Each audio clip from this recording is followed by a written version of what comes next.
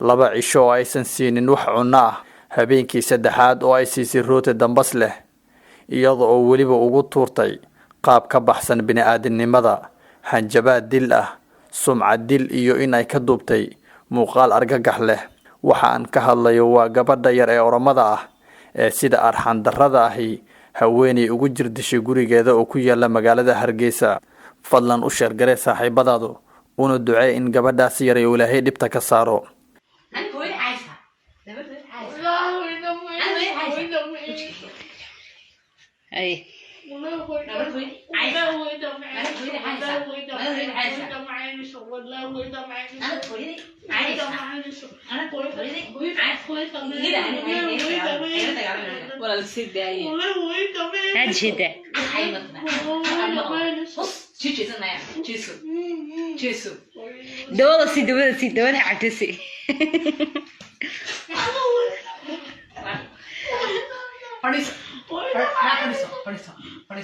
Saacadihii la soo dhaafay waxaa si weyn baraha bulshada ee Soomaalidu ku xiriirto loogu baahiyay muuqaal si bini'aadanimada ka baxsan oo lagu dhaqmayo gabar yar oo shaqaale ah oo lagu tilmaamay in ay tahay Itoobiyaan, gaar ahaan qowmiyadda Oromada.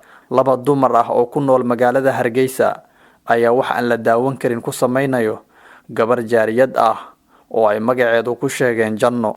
Muuqaal 11 daqiiqo soconaya ayaa haweenka Soomaalida ah waxa ay gabadha ku qasbeen in ay cunto rooti qaleel ah oo ay dhulku ugu tuureen, kadib waxa ay ku amreen in rootigu ay ku cunto dambas, arrintaasi oo waxyeello caafimaad u horseedi karta. Haweenka labada ah ayaa garaac iyo aflagaado xunba isugu daray gabadhaas u muuqatay mid ku nool xaalad gumaysi oo kala ah. Mid ka mid ah gabdhahaasi ayaa la maqlayaa iyada oo gabadha jaariyadda ay ku qasbaysa in ay xirato waji xirka ama face maskiga, iyadoo sheegtay in ay ka baqayso in la xiro.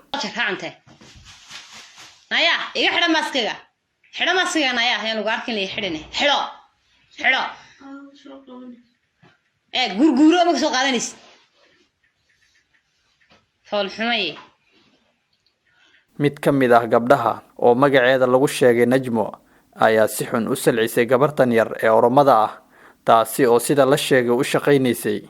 Haweeneydan ayaa waxa ay degan tahay magaalada Hargeysa, sida uu xaqiijiyay Saciid Maxamuud Gaheer. Sida uu sheegay Saciid Maxamuud Gaheer, Najmo Axmed ayaa waxa ay tiri 3 cisho ayaan suuli ku xiray inaan muuqaal toos ah soo galo aniga oo jarjarayo ayay ahayd. Waa eeyad. Ereyadaasi iyo ereyo ka sii xun ay u adeegsatay gabadhaasi aadka u yar ee ku qasbayso waxa aan noloshu bini'aadamka u suroobin. Gabadha oo ku hadlaysa af Soomaali jajaban ayaa mar gacmaha cirka u taagtay si ay Alla ugu barido inuu ka saaro silica ay ku jirto.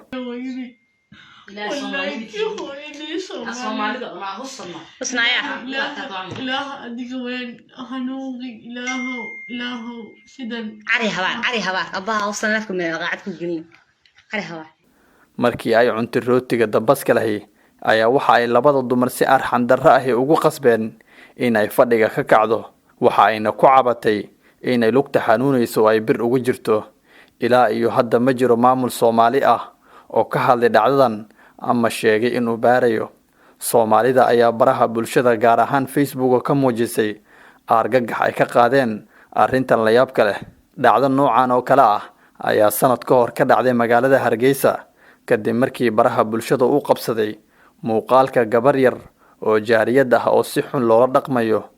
Caro arrintaasi ka dhalatay ayaa waxa ay horseeday in gabadhaasi shaqo laga siiyo bangiga Somaliland. Walaal u ducee gabadhaasi sida adoonsiga ah loola dhaqmay, una sheer garee saaxiibadaadu si ay iyaguna ugu duceeyaan. Sidoo kale haddii aad garatay qofkaas, fadlan la wadaag laamaha amniga ee Hargeysa si dhibanahaasi uu helo cadaalad. Allah ayaa ku filan cadaalad. Ilaahay dhibta ha ka saaro gabadhaasi maskiinta ah.